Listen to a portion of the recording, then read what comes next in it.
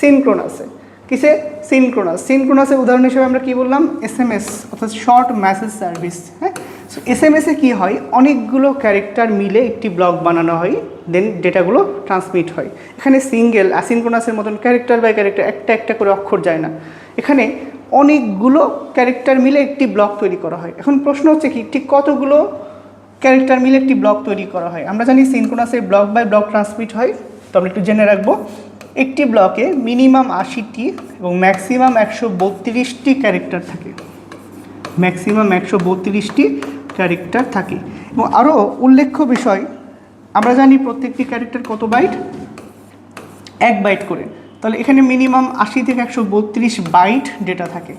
ঠিক আছে, ডিভাইস ভেদে সেটা আলাদা হতে পারে। তো গুরুত্বপূর্ণ পয়েন্ট হচ্ছে সেটি block by block data transmit করে।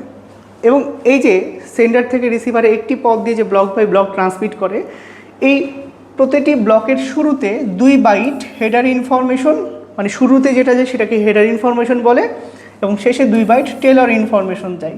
শুরুতে যেটা সেটা হেডার, শেষে যেটা যায় সেটা টেলর। তো শুরুতে 2, শেষে 2, সর্বমোট তাহলে কত বাইট? এটার হিসাব কিন্তু একটা গুরুত্বপূর্ণ বিষয়।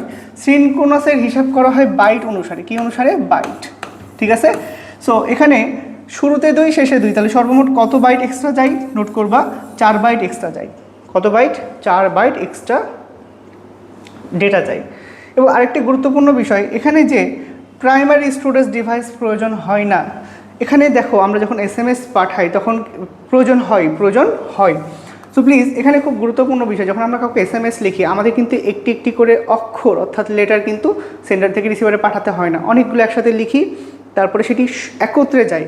অর্থাৎ যখন আমি মিনিমাম ধরো 150টা যখন লেটার আমি যখন টাইপিং করব, তখন কিন্তু 149টা লেটারকে স্টোর করার প্রয়োজন হবে। মানে 149 স্টোর করা থাকবে, আর একটা লেটার ক্লিক করার পর তারপরে সেটা একত্রে পাঠাবো। সো এমন যদি হয়ে থাকে তাহলে সেক্ষেত্রে কী হয়? প্রাথমিক স্টোরেজ ডিভাইসের প্রয়োজন হয়। এবং একটি গুরুত্বপূর্ণ প্রশ্ন, এটা হচ্ছে ভার্সিটি কোশ্চিন সহ বিভিন্ন বোর্ড কোশ্চিন এসেছে, যে বিরতিহীন ডেটা ট্রান্সমিশনস কোনটি? বিরতিহীন ডেটা ট্রান্সমিশনস হচ্ছে সিনক্রোনাস। সেখানে যখন একাধিক ব্লক যায় তখন কি বিরতিহীনভাবে সেটা ডেটা যেতে থাকে।